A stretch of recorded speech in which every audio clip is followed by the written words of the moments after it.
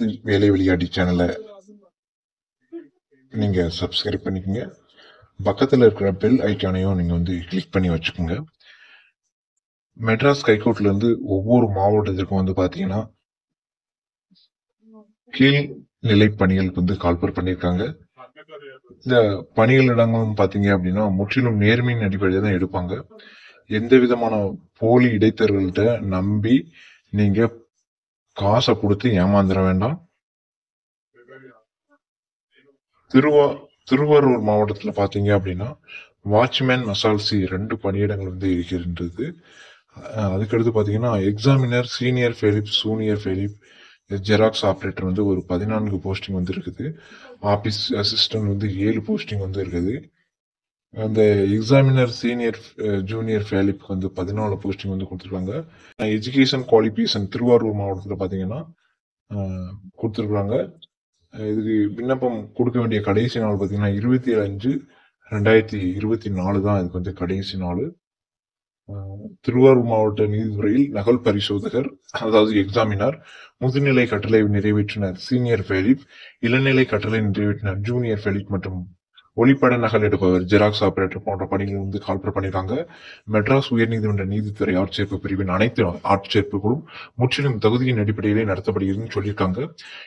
அதே மாதிரி பார்த்தீங்கன்னா நேர்மையற்ற முறையில் வேலை வாங்கி தருவதாக பொய்யான வாக்குறுதி அளித்து ஏமாற்றும் மோசடியாளர் மற்றும் தரகரிடமிருந்து விண்ணப்பங்களை காத்துக்கொள்ள அறிவுறுத்தப்படுகிறார்கள் அப்படிங்கிற மாதிரி சொல்லியிருக்காங்க. அதனால முதல்ல இந்த நோட்டிபிகேஷனை படிக்கிறவங்க தயவு செய்து நீங்க யார்ட்டையும் காசு கொடுத்து ஏமாந்துறாங்க. குறுக்கு வழியில நீதிமன்றத்துல இருக்கிறாங்க, வேலை பார்க்கறாங்க அப்படின்னு சொல்லி யாராவது சொன்னாங்க அப்படின்னா தயவுசெய்து நம்பி காசு கொடுத்து ஏமாந்துறாங்க. இது முற்றிலும் நேர்மையின் அடிப்படையில் தான் மாண்புமிகு உயர் நீதிமன்றம் உங்களுக்கு ஆள் தேர்வு நடத்துகின்றது.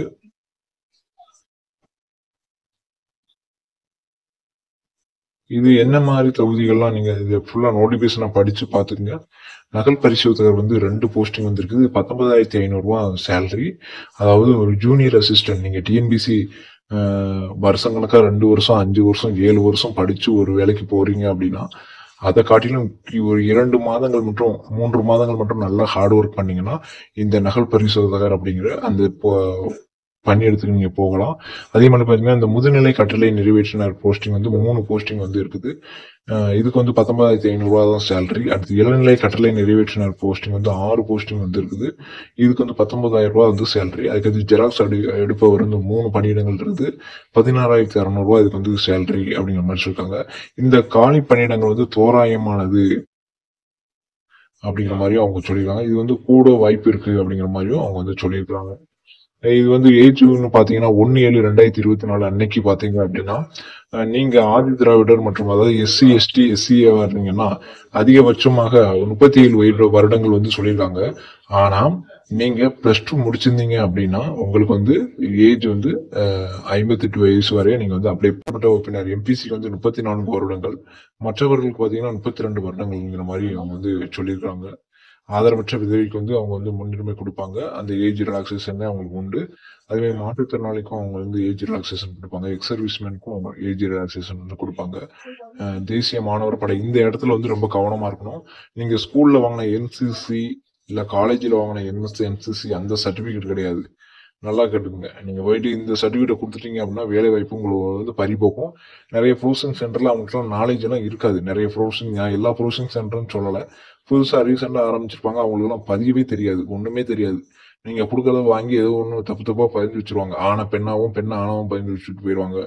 அப்ப நீங்க படிச்சு பாஸ் பண்ணோன்னே கண்டிப்பா ஏதாவது நீங்க மிஸ்டேக் பண்ணதுனால அந்த கோட்டா இடஒதுக்கீடுல நீங்க தப்பா மிஸ்டேக் பண்ணிட்டீங்கன்னாலும் உங்க வேலை வாய்ப்பு போயிடும். அதனாலதான் நம்ம அவசரப்படாம மெதுவா பண்ணணும். நிறைய பேர் அவசரமா பண்ணிடுவீங்க, கடைசி தப்பா ஆச்சுன்னா ஒண்ணுமே பண்ண முடியாது.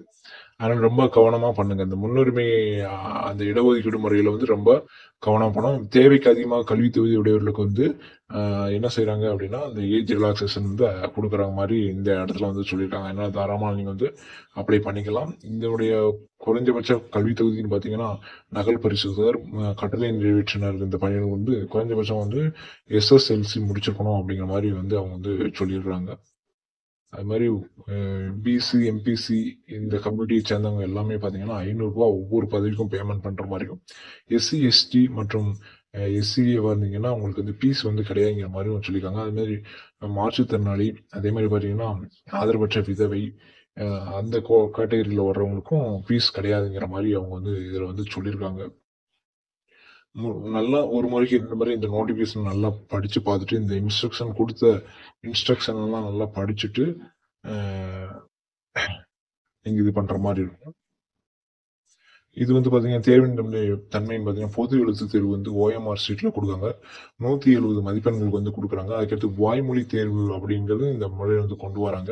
அதுக்கு வந்து பார்த்தீங்கன்னா, 30 மதிப்பெண் வந்து குடுக்குறாங்க. மொத்தம் வந்து 200 மதிப்பெண்களுக்கு வந்து உங்களுக்கு வந்து இந்த ஜூனியர் ஃபெலிப் மற்றும் சீனியர் ஃபெலிப்க்கு வந்து இது வந்து குடுக்குறாங்க. அதனால ரொம்ப கவனமா இருக்கணும். இந்த வாய்மொழி தேர்வு இன்டர்வியூல வந்து ஒரு 30 மார்க் இருக்குது. நமது அ ஆன்லைன் வகுப்புல வந்து அ ஒரு 20 பேர் படிக்கும்போது பார்த்தீங்கன்னா, 18 பேர் வந்து பார்த்தீங்கன்னா, அ இந்த ஜூனியர் ஃபெலிப் மற்றும் சீனியர் ஃபெலிப்க்கு வந்து கடந்த முறை வந்து செலக்ட் ஆகி போனாங்க. நெறைய பேர் வந்து யூடியூப் சேனலே பார்த்து பழக்கமாயிருப்பீங்க. அதெல்லாம் உங்களுக்கு ரொம்ப செட்டா வராது.